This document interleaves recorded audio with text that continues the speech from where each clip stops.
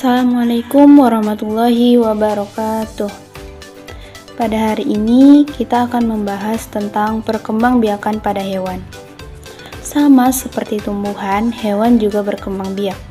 Perkembangbiakan pada hewan dan tumbuhan bertujuan untuk mempertahankan populasi spesies tumbuhan ataupun hewan tersebut. Perkembangbiakan pada hewan dibagi menjadi dua jenis, yaitu secara generatif dan vegetatif. Masih ingat apa itu generatif? Ya, generatif adalah perkembangbiakan dengan cara kawin. Artinya dibutuhkan hewan pejantan dan betina untuk melakukan proses perkembangbiakan. Oke, kita akan membahas yang pertama, yaitu perkembangbiakan secara generatif pada hewan. Perkembangbiakan generatif pada hewan dibagi menjadi tiga, yaitu perkembangbiakan secara ovipar, vivipar, dan ovovivipar. Apa itu ovipar, vivipar, dan ovovivipar? Baik, kita akan membahas yang pertama adalah ovipar. Ovipar adalah hewan-hewan yang berkembang biak dengan cara bertelur. Telur pada umumnya harus dierami induknya hingga menetas. Proses pengeraman dilakukan untuk menjaga suhu telur agar tetap stabil. Suhu telur akan tetap terjaga, sangat berpengaruh pada perkembangan bakal hewan yang ada di dalam telur. Hewan-hewan yang berkembang biak dengan cara ovipar adalah hewan berjenis unggas atau burung, reptil, dan ikan. Ciri khusus dari hewan ovipar ini, yang pertama tidak memiliki daun telinga, yang kedua bukan merupakan hewan mamalia, yang ketiga induk tidak menyusui anaknya, yang keempat tidak memiliki kelenjar susu, yang kelima induk mengerami telur hingga menetas, dan yang terakhir telur berada di luar tubuh induknya.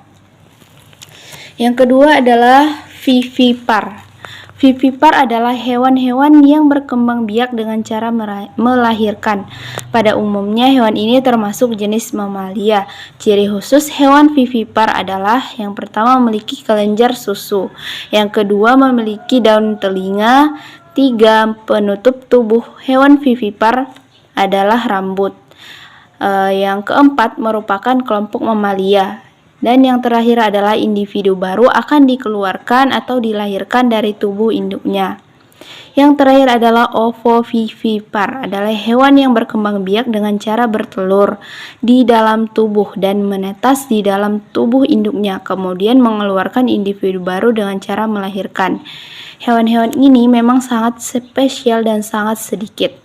Pembuahan pada jenis ovovivipar terjadi pada betina hingga terbentuk sebuah telur. Di dalam telur, anak tumbuh embrio yang berkembang menjadi keturunan. Proses tersebut disebut dengan kehamilan. Cadangan makanan didapat dari embrio telur tersebut, bukan induknya. Namun, telur hanya bertahan dalam waktu tertentu, lalu menetas, hingga telur menetas di dalam perut induknya dan dilahirkan. Hewan yang berkembang biak dengan cara ovovivipar diantaranya adalah kuda laut, ular, sebagian ular, ikan gupi, ikan pari, ikan hiu, bunglon, kadal, salamander, dan lain-lain. Ciri khusus dari hewan ovovivipar ini memiliki embrio yang dapat berkembang menjadi cangkang telur dalam tubuh induknya, tidak menyusui, pembentukan anak dilakukan dengan cara generatif, anak tidak diasuh oleh induknya, induk tidak memiliki rahim, termasuk hewan berdarah dingin. Kemudian setelah menetas, individu baru akan keluar langsung dari tubuh induknya. Nah, demikian perkembangbiakan generatif pada hewan. Namun, bagaimana perkembangbiakan hewan secara vegetatif? Apakah ada hewan yang dapat berkembang biak secara vegetatif? Baik, kita akan bahas perkembangbiakan yang kedua dari hewan. Perkembangbiakan yang kedua adalah perkembangbiakan vegetatif. Perkembangbiakan vegetatif pada hewan terjadi pada hewan-hewan tertentu. Ada tiga cara dari perkembangan vegetatif ini. Yang pertama adalah membelah diri, yang kedua tunas, dan yang ketiga adalah fragmentasi. Lalu bagaimana cara hewan untuk melakukan perkembangbiakan tersebut? Kita akan membahas yang pertama adalah membelah diri. Membelah diri artinya adalah cara perkembangbiakan hewan dengan jalan membagi tubuhnya menjadi dua bagian yang sama atau lebih secara langsung yang dilakukan oleh hewan yang bersel satu. Contoh hewan yang berkembang biak dengan cara membelah diri adalah amoeba, protozoa, dan virus. Yang kedua adalah bertunas. Bertunas adalah cara berkembang biak hewan pada saat organisme baru tumbuh. Tunas baru akan melekat sepanjang pertumbuhannya hingga menjadi organisme baru. Contoh hewan yang berkembang biak dengan cara bertunas ada Hydra, Porifera, dan Lonteratae. Dan yang ketiga adalah fragmentasi.